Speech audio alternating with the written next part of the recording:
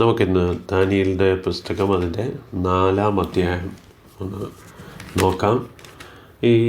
ഇതുവരെയും നമ്മൾ കണ്ടത് ഈ 3 വരെയുള്ള അധ്യായത്തിൽ യഹൂദന്മാരെ ബാബിലോൺ പ്രദേശത്തിലേക്ക് പ്രവാസികളായിട്ട് നെബൂഖദ്നേസർ പിടിച്ചുകൊണ്ട് വരുന്നു. അതിൽ നിന്നും ദൈവം അവിടെ 4 ദൈവത്തിന് വേണ്ടി കമ്മിറ്റഡ് ആയിട്ടുള്ള 4 പേരെ ദൈവം അവിടെ നിന്ന് റൈസ് ചെയ്യുന്നു.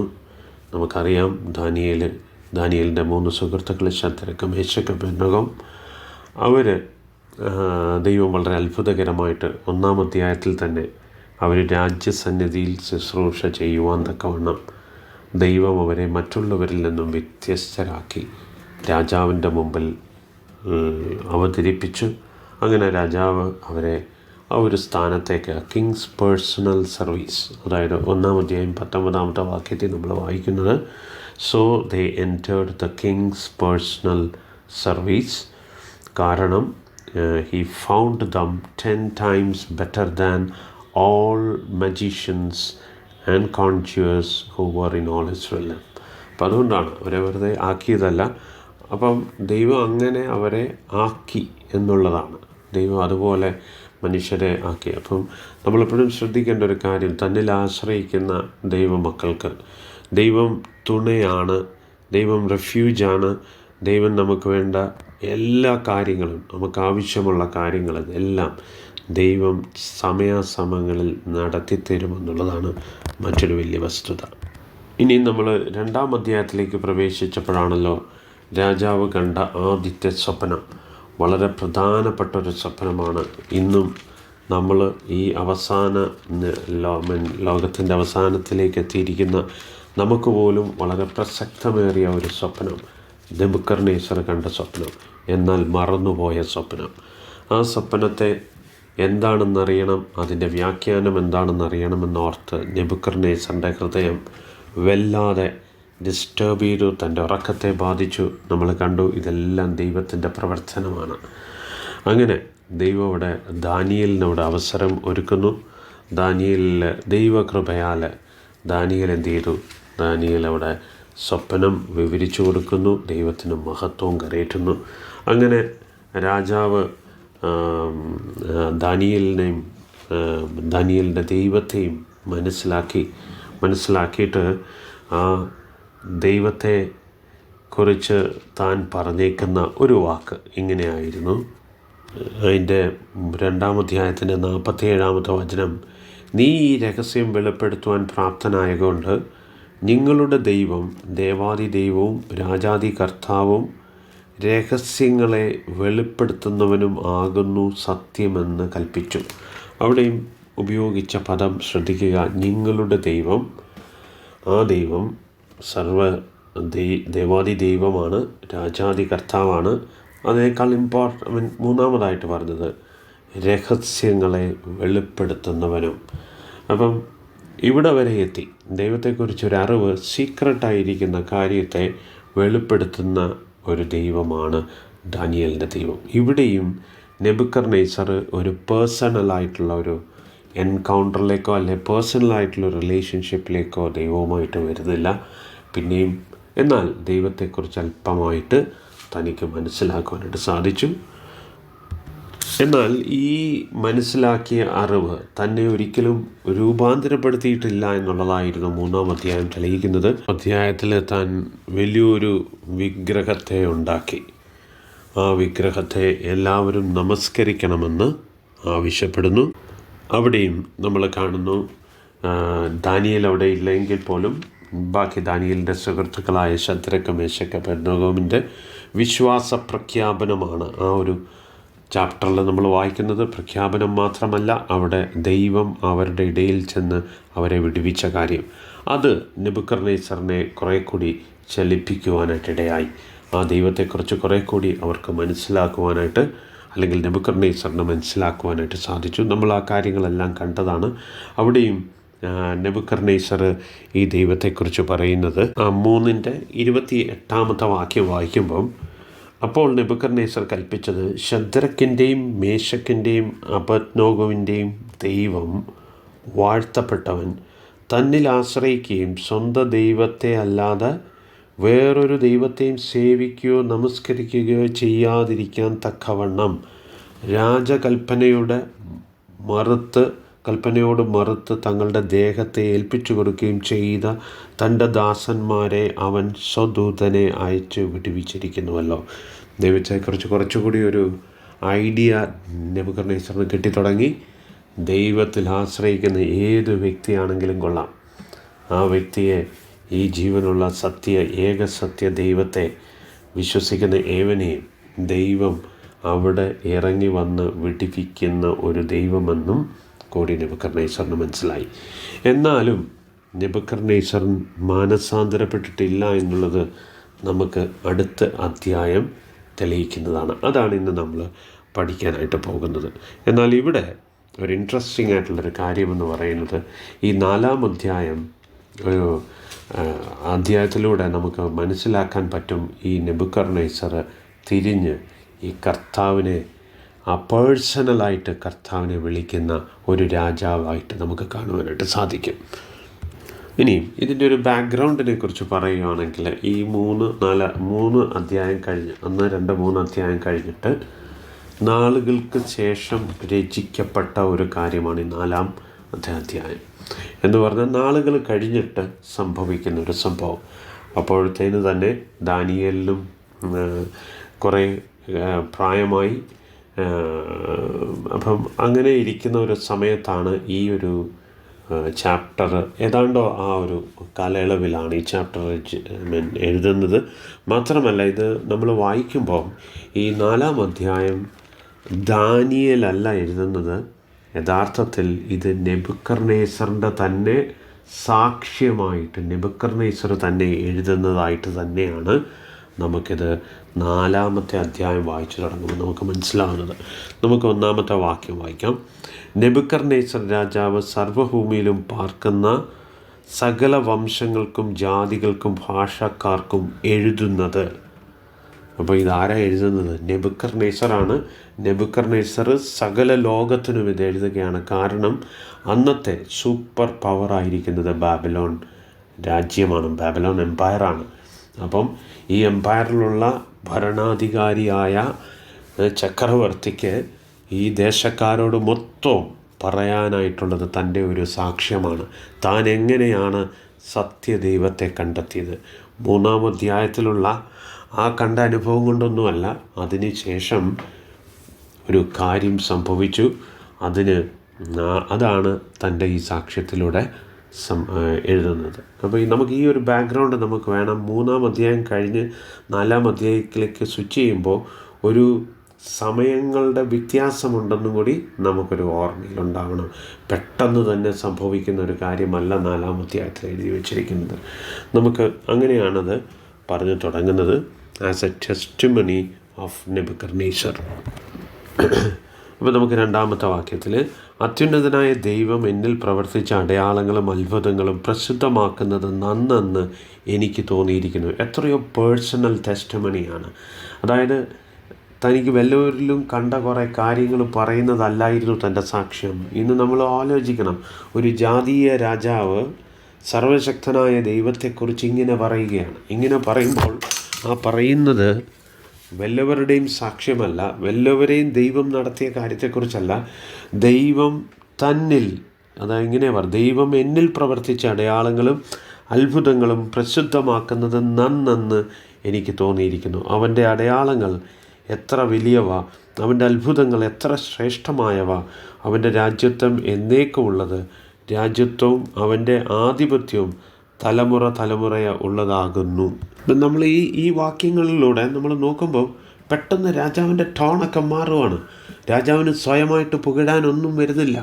രാജാവ് കംപ്ലീറ്റായിട്ട് ദാനിയേലിൻ്റെ ദൈവത്തെ, ദാനിയേൽ വിശ്വസിച്ചിരുന്ന ദൈവത്തെ, അല്ലെങ്കിൽ ശദ്രക്ക് മേശക്ക് അബേദ്നെഗോ വിശ്വസിച്ച ദൈവത്തെ, ഇന്ന് നമ്മൾ വിശ്വസിക്കുന്ന ഈ ദൈവത്തെ പുകഴ്ത്തുവാനായിട്ട് തുടങ്ങുകയാണ്. അതിനൊരു റീസണുണ്ട്. അതാണ് ഇനിയും നെബൂഖദ്നേസർ തന്നെ വിവരിക്കുന്നത്. 4-ാമത്തെ വാക്യം, നെബൂഖദ്നേസർ എന്ന ഞാൻ എൻ്റെ അരമനയിൽ സ്വൈര്യമായും എൻ്റെ രാജധാനിയിൽ സുഖമായും വസിച്ചിരിക്കുമ്പോൾ ഒരു സ്വപ്നം കണ്ടു. 5-ാമത്തെ വാക്യം, അതുനിമിത്തം ഭയപ്പെട്ട് കിടക്കയിൽ വെച്ച് എനിക്കുണ്ടായ നിരൂപണങ്ങളാലും ദർശനങ്ങളാലും വ്യാകുലപ്പെട്ട് സ്വപ്നത്തിൻ്റെ അർത്ഥം അറിയേണ്ടതിന് ബാബേലിലെ സകല വിദ്വാൻമാരെയും എൻ്റെ മുമ്പിൽ കൊണ്ടുവരുവാൻ ഞാൻ കൽപ്പിച്ചു. അങ്ങനെ മന്ത്രവാദികളും ആഭിചാരകന്മാരും കൽദയരും ശകുനവാദികളും അകത്തു വന്നു. ഞാൻ സ്വപ്നം അവരോട് വിവരിച്ചു പറഞ്ഞു. അവർ അർത്ഥം അറിയിച്ചില്ല താനും. ഇപ്പം നോക്കുകയെ 5 മുതൽ 7 വരെയുള്ള വാക്യത്തിൽ അവിടെ താൻ കണ്ട ഒരു സ്വപ്നത്തെക്കുറിച്ച് പറയുന്നു. സ്വപ്നം വിവരിക്കുന്നില്ല, പക്ഷേ ആ സ്വപ്നം കണ്ട് ഞാൻ ഭയപ്പെട്ടു. വളരെ ഭയപ്പെടുത്തുന്ന ഒരു സ്വപ്നമാണ്. അപ്പോൾ ഇവിടെയും രാജാവ് ഇതുവരെയും മാനസാന്തരത്തിലേക്കൊന്നും ഉണ്ടായിട്ടില്ല. തനിക്ക് ഇത് സംഭവിക്കുമ്പോൾ, അതായത് ഇത് നെബൂഖദ്നേസർ കാണുന്ന രണ്ടാമത്തെ സ്വപ്നമാണ്. ഈ കണ്ട ഒന്നാം സ്വപ്നവും രണ്ടാം സ്വപ്നവും തമ്മിൽ ഏതാണ്ട് 32 കൊല്ലത്തെ സംവത്സരത്തെ വ്യത്യാസമുണ്ട്. അതിനുശേഷം കാണുന്ന ഒരു കാര്യമാണ്. ഈ സമയത്തും നെബൂഖദ്നേസർ ആശ്രയിക്കുന്നത് ആരെയാണ്? തൻ്റെ മന്ത്രവാദികളെയും ആഭിചാരകന്മാരെയും ഒക്കെയാണ്. തനിക്ക് ഓൾറെഡി, അതായത് തന്നെ ആത്മീയമായിട്ട് എന്തെങ്കിലും മാറ്റം വരുത്തിയിരുന്നെങ്കിൽ തനിക്ക് ഈ ആദ്യത്തെ സ്വപ്നം വിവരിച്ച് തന്ന ദാനിയേലിനെ താൻ ഓർത്തേനെ. പക്ഷേ ആദ്യമേ താൻ ഇതിൻ്റെ അർത്ഥം ചോദിക്കുന്നത് തൻ്റെ തന്നെ ആൾക്കാരെയാണ്. എന്ന് പറഞ്ഞാൽ താൻ വിശ്വസിച്ച തൻ്റെ അന്യദേവന്മാരിൽ ഇന്നും തനിക്ക് വിശ്വാസമുണ്ടെന്ന് തന്നെയാണ്. ഇന്നും താൻ ആത്മാർത്ഥമായിട്ട് ദാനിയേലിൻ്റെ ദൈവത്തെ വിശ്വസിക്കുന്നില്ല, അല്ലെങ്കിൽ ആ ശക്തിയെ പരിപൂർണമായിട്ടും താൻ അംഗീകരിക്കുന്നില്ല എന്നുള്ളതാണ് അവിടുന്ന് മനസ്സിലാക്കേണ്ടത്. പക്ഷേ ഇവർക്ക് ഇതിന് അർത്ഥമൊന്നും അറിയിച്ചു കൊടുക്കാൻ കഴിയാഞ്ഞതുകൊണ്ട് 8-ാമത്തെ വാക്യത്തിൽ ഇങ്ങനെ പറയുന്നു: ഒടുവിൽ എൻ്റെ ദേവൻ്റെ നാമധേയപ്രകാരം ബെൽസസർ എന്നു പേരുള്ളവനും വിശുദ്ധ ദേവന്മാരുടെ ആത്മാവുള്ളവനുമായ ദാനിയേൽ എൻ്റെ മുമ്പിൽ വന്നു. അവനോട് ഞാൻ സ്വപ്നം വിവരിച്ചതെന്തെന്നാൽ, മന്ത്രവാദി ശ്രേഷ്ഠനായ ബെൽസസറെ, വിശുദ്ധ ദേവന്മാരുടെ ആത്മാവ് നിന്നിലുണ്ടെന്നും ഒരു രഹസ്യവും നിനക്ക് വിഷമമല്ല എന്നും ഞാൻ അറിയുന്നതുകൊണ്ട് ഞാൻ കണ്ട സ്വപ്നത്തിൻ്റെ താല്പര്യവും അർത്ഥവും പറയുക. അപ്പോൾ ഇത് സംഭവിക്കുമ്പം ഏതാണ്ട് ദാനിയേലിന് നമ്മൾ അന്ന് പറഞ്ഞ ആ ഒരു അസ്യൂംഡ് ഡേറ്റ് വെച്ചിട്ടാണെങ്കിൽ ഏതാണ്ട് 53 വയസ്സായിരിക്കുന്ന സമയത്താണ് ഈ ഒരു സംഭവം. ഇവിടെ വെച്ച ഇപ്പോഴാണ് ദാനിയേൽ എടുത്തടിച്ച് അങ്ങോട്ട് കയറി ചെന്ന് പറയുകയല്ല. ദാനിയേലിൻ്റെ ടേൺ വന്നപ്പോൾ ദാനിയേലിനോടിത് പറയുവാനായിട്ട് ഇടയായിത്തീർന്നു. എന്നാൽ നമുക്ക് നോക്കാം 10-ാമത്തെ വാക്യം. കിടക്കയിൽ വെച്ച് എനിക്കുണ്ടായ ദർശനമാണിത്. ഭൂമിയുടെ നടുവിൽ ഞാനൊരു വൃക്ഷം കണ്ടു. അത് ഏറ്റവും ഉയരമുള്ളതായിരുന്നു. ആ വൃക്ഷം വളർന്ന് ബലപ്പെട്ട് അത് ആകാശത്തോളം ഉയരമുള്ളതും സർവ്വഭൂമിയുടെയും അറ്റത്തോളം കാണാവുന്നതുമായിരുന്നു. അതിൻ്റെ ഇല ഭംഗിയുള്ളതും ഫലം അനവധിയുമായിരുന്നു. എല്ലാവർക്കും അതിൽ ആഹാരമുണ്ടായിരുന്നു. കാട്ടുമൃഗങ്ങൾ അതിൻ്റെ കീഴെ തണൽ ഇളച്ചു വന്നു. ആകാശത്തിലെ പക്ഷികൾ അതിൻ്റെ കൊമ്പുകളിൽ വസിച്ചു. സകല ജഡവും അതുകൊണ്ട് ഉപജീവനം കഴിച്ചു പോന്നു. കിടക്കയിൽ വെച്ച് എനിക്കുണ്ടായ ദർശനത്തിൽ ഒരു ദൂതൻ, ഒരു പരിശുദ്ധൻ തന്നെ സ്വർഗത്തിൽ നിന്നും ഇറങ്ങി വരുന്നത് ഞാൻ കണ്ടു. അപ്പം ഇവിടെ ബെൽസസർ നെബൂഖദ്നേസർ കാണുന്ന ഒരു കാര്യം, ഒരു വലിയ മരം. ആ മരം വളർന്നു പന്തലിച്ച് അങ്ങ് ആകാശത്തോളം ഉയരമുള്ളതായി തീർന്നു. സർവ്വഭൂമിയുടെ അറ്റത്തോളം അങ്ങ് വളർന്നു. ഇത് എല്ലാത്തിനും, അതിൻ്റെ തണലേൽക്കുന്ന എല്ലാത്തിനും അത് ആശ്രയമാകുന്നു. പക്ഷികൾ, മൃഗങ്ങൾ എല്ലാം അതിന് തണലേൽക്കുന്നു എന്ന് വേണ്ട അതിൻ്റെ മഹത്വത്തെക്കുറിച്ച് വർണ്ണിച്ചേക്കാം. പക്ഷേ ഇതിൻ്റെ ഇടയിൽ ഈ 13-ാമത്തെ വചനം വളരെ ഇമ്പോർട്ടൻ്റ് ആയിട്ടുള്ളൊരു കാര്യമാണ് പറയുന്നത്. ഇതെല്ലാം നോക്കുമ്പം രാജാവ് മറ്റൊരു കാഴ്ച കാണുന്നത് 13-ാമത്തെ വാക്യത്തിൽ നമ്മളിപ്പോൾ വായിച്ചതാണ്. മലയാളത്തിൽ, ഇംഗ്ലീഷിലൊന്ന് വായിക്കാം. I was looking in the visions in my mind as I lay on my bed. Behold, an angelic watcher. ഇവിടെ പറയുന്ന ഒരു ദൂതനെന്ന് പറഞ്ഞങ്ങ് വിടുകയാണ്. ആ ദൂതൻ്റെ പ്രത്യേകത, ഏഞ്ചലിക് വാച്ചർ, ശ്രദ്ധിക്കുന്ന ഒരുത്തനെ സൂക്ഷ്മമായിട്ട് വീക്ഷിക്കുന്ന ഒരു ഏഞ്ചലിക് വാച്ചറിനെ കാണുന്ന holy one descended from heaven. അപ്പോൾ ഇവിടുന്ന് രാജാവിനൊരു ബോധ്യം കിട്ടി. ആ രാജാവ് കാണുന്ന സ്വപ്നത്തിൽ ഈ ഉയർന്നിരിക്കുന്ന മരത്തിൻ്റെ മുമ്പിൽ ഇതിനെല്ലാം വീക്ഷിച്ചുകൊണ്ടിരിക്കുന്ന ഒരു സ്വർഗീയമായൊരു സിംബൽ താൻ അവിടെ കാണുകയാണ്. സോ ഇതാണ് നമ്മൾ വായിക്കുന്നത്. ഇനി എന്നിട്ട് ആ 14-ാമത്തെ വാക്യത്തിൽ എന്താണ് ആ ദൂതൻ വന്ന് പറയുന്നത്? അവൻ ഉച്ചത്തിൽ വിളിച്ചു പറഞ്ഞത്, വൃക്ഷം വെട്ടിയിട്ട് അതിൻ്റെ കൊമ്പ് മുറിച്ച് ഇല കുടഞ്ഞ് കായ് ചിതറച്ച് കളയുവീൻ. അതിൻ്റെ കീഴിൽ നിന്നും മൃഗങ്ങളും കൊമ്പുകളിൽ നിന്നും പക്ഷികളും പൊയ്ക്കൊള്ളട്ടെ. അതിൻ്റെ തായ് വേരോ വയലിൽ ഇളം പുല്ലിൽ ഇരുമ്പും താമ്രവും കൊണ്ടുള്ള ബന്ധനത്തോടെ ഭൂമിയിൽ വെച്ചേക്കുവീൻ. അവൻ ആകാശത്തിലെ മഞ്ഞുകൊണ്ട് നനയട്ടെ. അവന് മൃഗങ്ങളുടെ നിലത്തെ പുല്ല് ഉപജീവനമായിരിക്കട്ടെ. അവൻ്റെ മാനുഷിക സ്വഭാവം മാറി മൃഗസ്വഭാവമായി തീരട്ടെ. അങ്ങനെ അവന് 7 കാലം കഴിയട്ടെ. ഇവിടെ അത്യുന്നതനായവൻ മനുഷ്യൻ്റെ രാജ്യത്തിന്മേൽ വാഴുകയും അതിനെ തനിക്ക് ബോധിച്ചവന് കൊടുക്കുകയും മനുഷ്യരിൽ അധമനായവനെ അതിന്മേൽ വാഴിക്കുകയും ചെയ്യുന്നു എന്ന് ജീവനോടിരിക്കുന്നവർ അറിയേണ്ടതിന് ഈ വിധി ദൂതന്മാരുടെ നിർണയവും കാര്യവും വിശുദ്ധന്മാരുടെ കൽപ്പനയും ആകുന്നു. നെബൂഖദ്നേസർ രാജാവായ ഞാൻ ഈ സ്വപ്നം കണ്ടു. എന്നാൽ ബെൽസസറെ, എൻ്റെ രാജ്യത്തിലെ വിദ്വാൻമാർക്കും ആർക്കും അതിൻ്റെ അർത്ഥം അറിയുവാൻ കഴിയായ്കൊണ്ട് നീ അതിൻ്റെ അർത്ഥം അറിയിച്ചു തരണം. വിശുദ്ധ ദേവന്മാരുടെ ആത്മാവ് നിന്നിലുള്ളതുകൊണ്ട് നീ അതിന് പ്രാപ്തനാകും. അപ്പോൾ നമ്മളവിടെ ഇതുവരെ വായിച്ചത് 18-ാമത്തെ വാക്യം വരെ വായിച്ചത് നെബൂഖദ്നേസർ കണ്ട സ്വപ്നത്തെ വിവരിക്കുകയാണ്. താൻ കണ്ട സ്വപ്നം താൻ ദാനിയേലിനോട് അറിയിക്കുകയാണ്. അതിൽ നമ്മളിപ്പോൾ കണ്ടു, അതിൻ്റെ ഇടയിൽ നിന്ന് ഒരു മരം വളർന്നു വലുതായി എല്ലാവർക്കും അത് സപ്ലൈ ചെയ്ത് എല്ലാത്തിൻ്റെയും ആശ്രയം അതായിത്തീരുന്ന ഒരു വലിയ മരം. എന്നാൽ ഇതിനെല്ലാം വാച്ച് ചെയ്തുകൊണ്ടിരിക്കുന്ന ഒരു ഏഞ്ചലിക് ബീയിങ് ഇറങ്ങി വന്നിട്ട് ഉച്ചത്തോടെ പറയുകയാണ്, അതിനെ വെട്ടിക്കളയുവീൻ. കളയുമ്പോൾ അതിൻ്റെ ഒരു ശേഖരം മാത്രം നിർത്തുക, അല്ലെങ്കിൽ അതിനൊരു ഫുള്ളി ചോപ്പ് ചെയ്യാതെ അതിൻ്റെ തായ് വേരോ വയലിലെ ഇളം പുല്ലിൽ ഇരുമ്പ് താമ്രവും കൊണ്ടുള്ള ബന്ധനത്തോടെ ഭൂമിയിൽ വെച്ചേക്കുവാൻ. കുറച്ച് ഒരല്പം ഒരു ഷൂട്ട് അവിടെ വെച്ചേക്കാനായിട്ട് ആവശ്യപ്പെടുക. ബാക്കിയെല്ലാം പറയാം. എന്നിട്ട് പിന്നീട് പെട്ടെന്ന് അവനെന്ന് പറഞ്ഞ് സംബോധനയായി. അത് ഇതിൻ്റെ അർത്ഥം നമുക്ക് താഴോട്ട് വരുമ്പോഴാണ് മനസ്സിലാവുന്നത്. അത് നമുക്കതിനെക്കുറിച്ച് അറിവുണ്ടായതുകൊണ്ട് അറിയാം. ആ രാജാവ് രാജ്യസന്നിധിയിൽ നിന്ന് മാറി മൃഗത്തിൻ്റെ രൂപത്തിൽ നിന്ന് മനുഷ്യ രൂപത്തിൽ നിന്ന് മാറി മൃഗരൂപത്തിലേക്ക് പോയി 7 കൊല്ലം അങ്ങനെ നിൽക്കും. 7 കാലം എന്നിവിടെ പറയുന്നത് 7 കൊല്ലം എപ്പം വരെയാണ്? ഈ സർവശക്തനെ തിരിച്ചറിയുന്നിടം വരെയും. ഒരാളെ രാജ്യസ്ഥാനത്തിലാക്കുന്നതും അവിടുന്ന് മാറ്റുന്നതും ദൈവമാണ്. നമ്മളുടെ മിടുക്കോ ബഹളം കാര്യങ്ങളോ ഒന്നുമല്ല ഇതിനകത്തെ ആധാരം.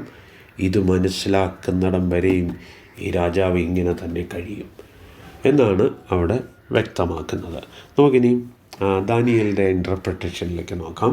ദാനിയേൽ എങ്ങനെയാണ് അത് സ്വപ്നം വ്യാഖ്യാനിക്കുന്നത് എന്നുള്ളത് നമുക്ക് നോക്കാം. 19-ാമത്തെ വാക്യം. അപ്പോൾ ബെൽസസർ എന്നു പേരുള്ള ദാനിയേൽ കുറേ നേരത്തേക്ക് സ്തംഭിച്ചു നിന്നു. അവൻ വിചാരങ്ങളാൽ പരവശനായി. രാജാവ് അവനോട്, ബെൽസസറെ, സ്വപ്നവും അതിൻ്റെ അർത്ഥവും നിമിത്തം നീ പരവശനാകരുതെന്ന് കൽപ്പിച്ചു. ബെൽസസർ ഉത്തരം പറഞ്ഞത്, യജമാനെ, സ്വപ്നം തിരുമനസ്സിലെ ശത്രുക്കൾക്കും അതിൻ്റെ അർത്ഥം തിരുമനസ്സിലെ വൈരികൾക്കും ഭവിക്കട്ടെ. അപ്പം ഇത് കണ്ട് ഇത് ഞാൻ ഓൾറെഡി പറഞ്ഞു, നെബൂഖദ്നേസറിൻ്റെ സാക്ഷ്യമാണ്. നെബൂഖദ്നേസർ ഈ സ്വപ്നം വിവരിച്ചപ്പോൾ ദാനിയേൽ എന്ത് ചെയ്യുന്നു? ദാനിയേൽ ഇതിനകത്ത് ഇത് കണ്ടിട്ട് ദാനിയേൽ സ്തംഭിച്ച് നിൽക്കുകയാണ്. നെബൂഖദ്നേസർ കണ്ടുകൊണ്ടിരിക്കുന്നു. ബെൽസസർ തിരിച്ച് പറയുകയാണ്, ഇത് നിന്നെ ആശ്ചര്യപ്പെടുത്തി, എന്തായാലും ഇതിനെക്കുറിച്ച് പറയുക എന്ന് പറഞ്ഞപ്പം ബെൽസസർ അല്ലെങ്കിൽ ദാനിയേൽ തിരിച്ച് കൊടുത്തത്, ഇത് നിൻ്റെ ശത്രുക്കൾക്കുണ്ടാകട്ടെ, നിനക്കുണ്ടാവരുതേ. എന്തായാലും എനിക്കിത് ഒളിച്ചു വെക്കാൻ പറ്റില്ല. സോ ആസ് ഓൾവേസ് ദാനിയേലിനെ കുറിച്ച് നമുക്കറിയാം. ദാനിയേൽ വളരെ ഫെയ്ത്ത്ഫുള്ളായിട്ടുള്ള ഒരു ദൈവത്തിന് വളരെ ലോയലായിട്ടുള്ള ഒരു ദൈവത്തിൻ്റെ ദാസനാണ്.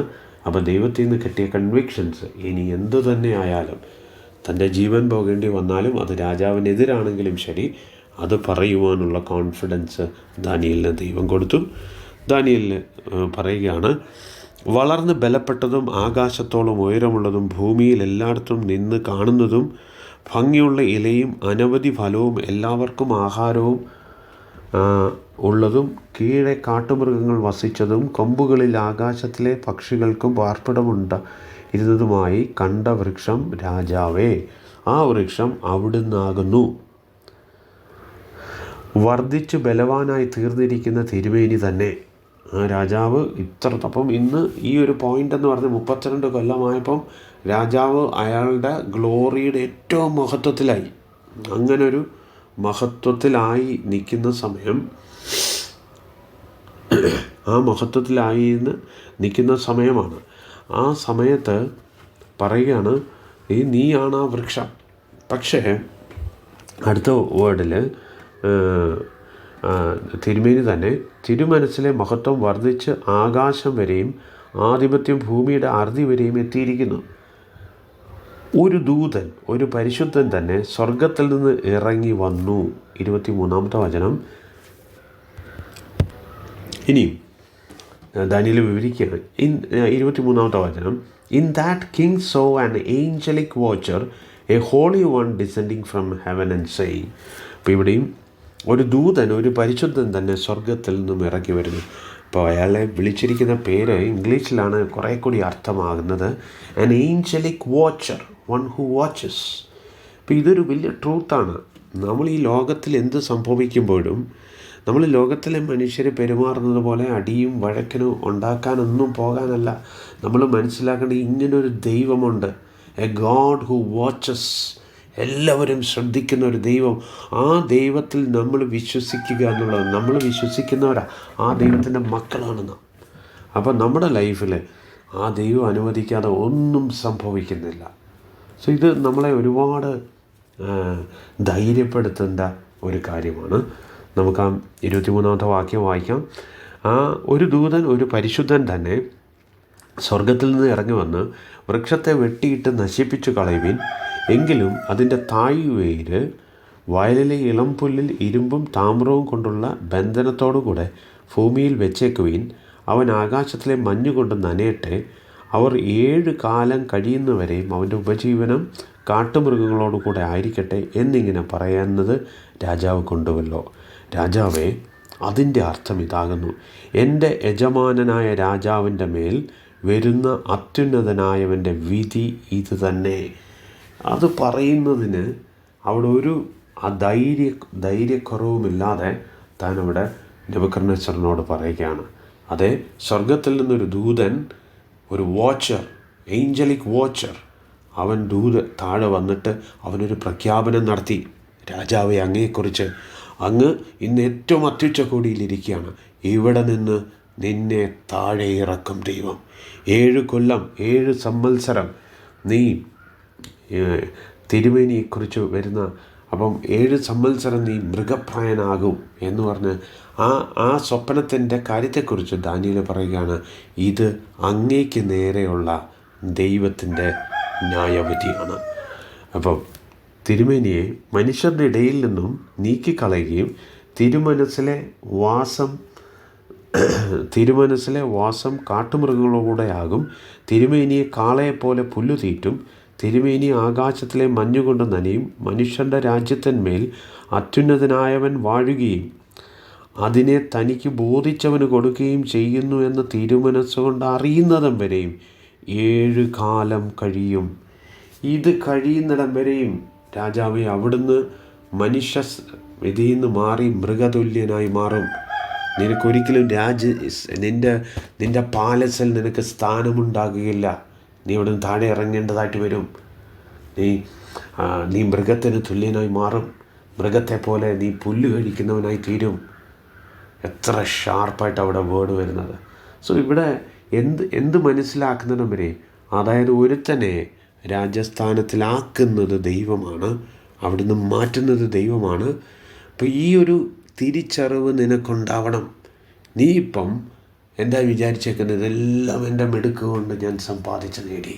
അല്ല, ഒരു ജീവനുള്ള ഒരു ദൈവമുണ്ട്. ദൈവം തരുന്നതേ ഉള്ളൂ മനുഷ്യർക്ക്, എന്ത് തന്നെ ആയാലും. അങ്ങനെ ആ വൃക്ഷത്തിൻ്റെ താഴ്വേര് വെച്ചേക്കുവിൻ അവൻ കൽപ്പിച്ചതോ, വാഴുന്നത് സ്വർഗമാകുന്നു എന്ന തിരുമനസ്സുകൊണ്ട് ഗ്രഹിച്ച ശേഷം രാജ്യത്വം തിരുമേനിക്ക് സ്ഥിരമാകുമെന്നത്രേ. ഇവിടെ ദൈവത്തിന് ഈ നെബൂഖദ്നേസറിനെ തൻ്റെ അഹങ്കാരം, നെബൂഖദ്നേസറിൻ്റെ അഹങ്കാരത്തെക്കുറിച്ച് മനസ്സിലാക്കി കൊടുക്കണം. നീ തിരികെ വരുമ്പം അതുകൊണ്ട് ആ ഒരു കുറ്റി അവിടെ വെച്ചേക്കാൻ പറഞ്ഞത്. ആ കുറ്റിയുടെ അർത്ഥം ഈ രാജ്യത്വം പരിപൂർണമായിട്ടും കളയുമെന്നല്ല, നിന്നെ for a period of time, for a 7 years നിൻ്റെ ഡൊമെയിൻ, മനുഷ്യ ഡൊമെയിൻ മാറി നീ മൃഗത്തിൻ്റെ ഡൊമെയിനിലായി. അവിടെ കുറേ നാൾ 7 കൊല്ലം നിന്നിട്ട് നീ ഒരു സെൻസിലെത്തും, അതെ എന്നെ ഉയർത്തിയതും താഴ്ത്തിയതും ഈ ദൈവമാണ്. ആ ദൈവത്തിന് സമർപ്പിച്ചു കൊടുക്കുന്ന നിമിഷം you will come back to your senses. നീ പൂർണ്ണ ബോധത്തിലേക്ക് നീ കടന്നു വരും. അതാണ് അവിടെ പറഞ്ഞുകൊണ്ട് വരുന്നത്. എന്നിട്ട് അതിൻ്റെ 27ാമത്തെ വാക്യം, ആകയാൽ രാജാവേ, എൻ്റെ ആലോചന തിരുമനസ്സിന് പ്രസാദമായിരിക്കട്ടെ. നീതിയാൽ പാപങ്ങളെയും ദരിദ്രന്മാർക്ക് കൃപ കാട്ടുന്നതിനാൽ അകൃത്യങ്ങളെയും പരിഹരിച്ചു കൊള്ളുക. അതിനാൽ പക്ഷേ തിരുമനസ്സിലെ സുഖകാലം ദീർഘമായി നൽകും. ഞാനത് ഇംഗ്ലീഷിലും കൂടെ വായിക്കും. Therefore, O King, may my advice be pleasing to you. ഇതിനൊരു ചെറിയ അഡ്വൈസ് നിനക്കുണ്ട്.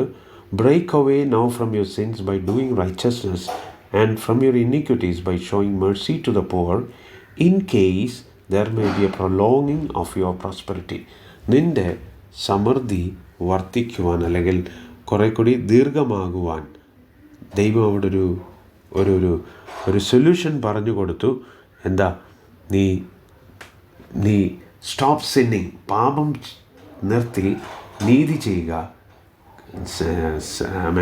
സാധുക്കളോട് കരുണ കാണിക്കുക എന്ന് പറഞ്ഞാണ് അവിടെ തൻ്റെ സ്വപ്നം വിവരിക്കുകയും അതിനുശേഷം തനിക്കതിനുള്ള പ്രതിവിധിയും ദാനിയേൽ പറഞ്ഞു കൊടുക്കുകയാണ്. ഇങ്ങനെയാണ് ദൈവത്തിൻ്റെ ജഡ്ജ്മെൻറ്റ് മനുഷ്യൻ്റെ മേളിൽ വരുന്നത്. ദൈവം വാർണിംഗ് കൊടുക്കും. വാർണിംഗ് മാത്രമല്ല, അതിൽ നിന്ന് രക്ഷപ്പെടാനുള്ള വഴികളും ദൈവം പറഞ്ഞു കൊടുക്കും. ഇതൊന്നും ചെയ്തില്ലെങ്കിൽ definitely the judgment will come to pass. അത് തന്നെയാണ് നെബൂഖദ്നേസറിന് സംഭവിച്ചത്. തുടർന്ന് നമുക്ക് വായിക്കാം. നമുക്കതിൻ്റെ 28 വരാം. ഇതെല്ലാം നെബൂഖദ്നേസർ രാജാവിന് വന്നു ഭവിച്ചു. 12 മാസം കഴിഞ്ഞിട്ട് അവൻ ബാബേലിലെ രാജമന്ദിരത്തിന്മേൽ ഉലാത്തിക്കൊണ്ടിരുന്നു. എന്ന് പറഞ്ഞാൽ ഇവിടുന്ന് ഇത് പറഞ്ഞതിന് ശേഷം, ദാനിയേൽ ഇത് വിവരിച്ചതിന് ശേഷം 1 കൊല്ലം ദൈവം കൊടുത്തു മാനസാന്തരപ്പെടാൻ. അതിനുള്ള പ്രതിവിധി കൊടുത്തു. പാപം നിർത്തി നീതി ചെയ്ത് സാധുക്കൾക്ക് കരുണ കാണിക്കുക. കരുണ കാണിക്കുമ്പോൾ നമ്മൾ പഴയ നിയമ പുസ്തകത്തിൽ വായിക്കുമ്പോൾ, ആവർത്തന പുസ്തകത്തിലൊക്കെ വായിക്കുന്നു, നമ്മൾ കരുണ കാണിക്കുകയും നമ്മൾ മറ്റുള്ളവർക്ക് കൊടുക്കുകയും പങ്ക് കൊടുക്കുകയും ചെയ്യുന്നത് എന്തിനു വേണ്ടിയാണ്? ദൈവം ഈവൻ അന്നത്തെ കാലത്ത് ടൈത്തിങ് അല്ലെങ്കിൽ ദശാംശം കൊടുത്തതുപോലും ദൈവത്തിൻ്റെ മുമ്പിൽ ഹമ്പിളായി തീരേണ്ടതിന് വേണ്ടിയാണ്. അപ്പം ഇതൊന്നും എൻ്റേതല്ല, എനിക്ക് നൽകിയതേ ഉള്ളൂ. അതുകൊണ്ട് ഇതെൻ്റെ മാത്രം ആവശ്യങ്ങൾക്കുള്ളതല്ല, മറ്റുള്ളവർക്കും ഉപകാരമുള്ളതാണെന്ന് ഉള്ള വലിയൊരു ട്രൂത്താണ്. ആ ഹ്യൂമിലിറ്റി അവിടെ ഉണ്ടാവുന്നത്.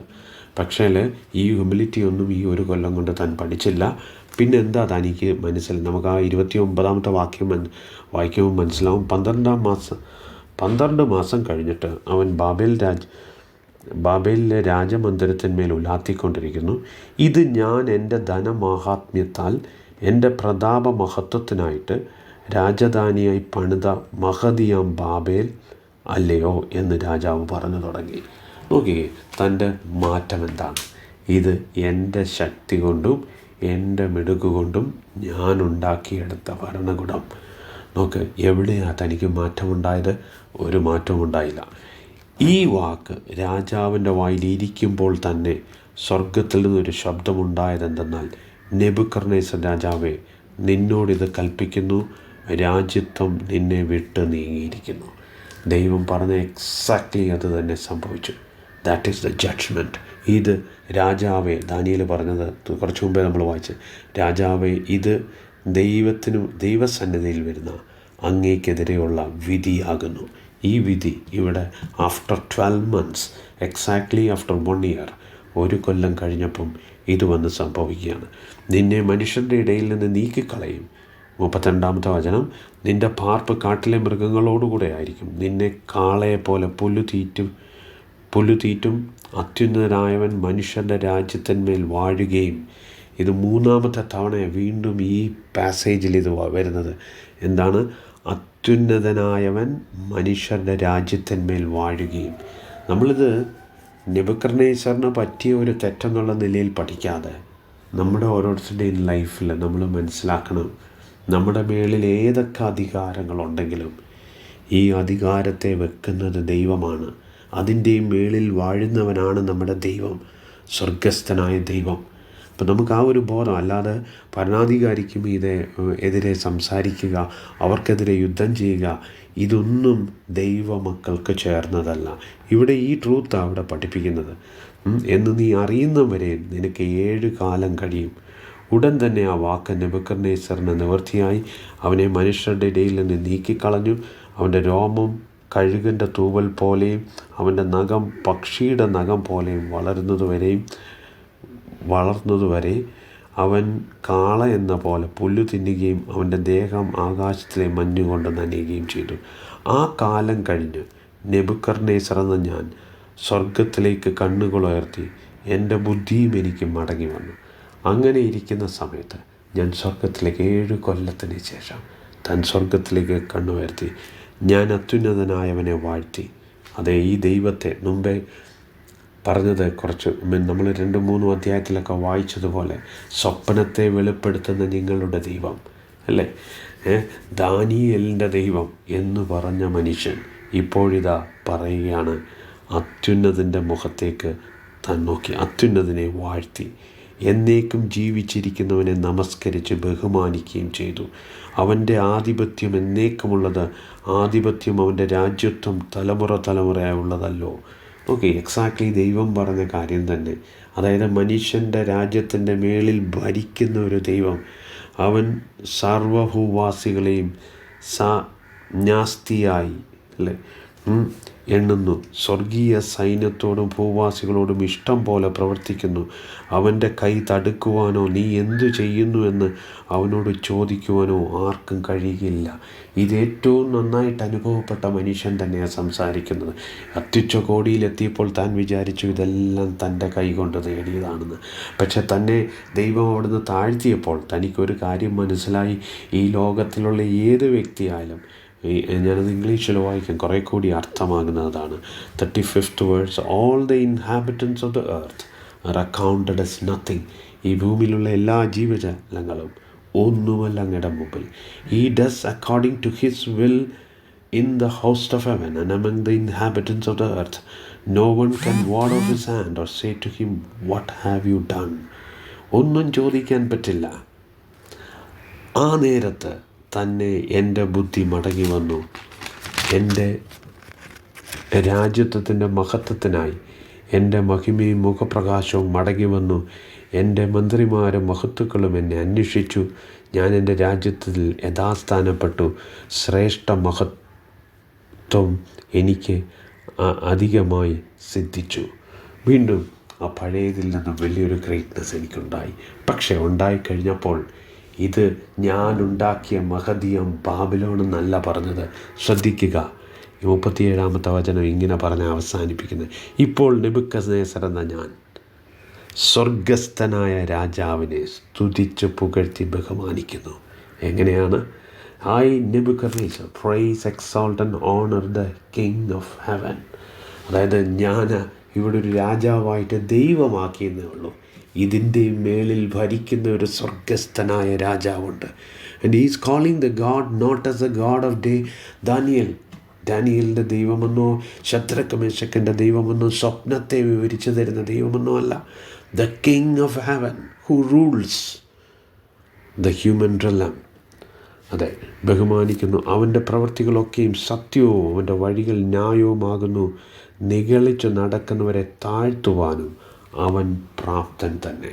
ഇതിലൂടെ താൻ പഠിച്ച ഏറ്റവും വലിയ ലെസനാണ്, നിഗളിച്ചു നടക്കുന്നവരെ അവന് ദൈവത്തിന് താഴ്ത്തുവാൻ പറ്റും.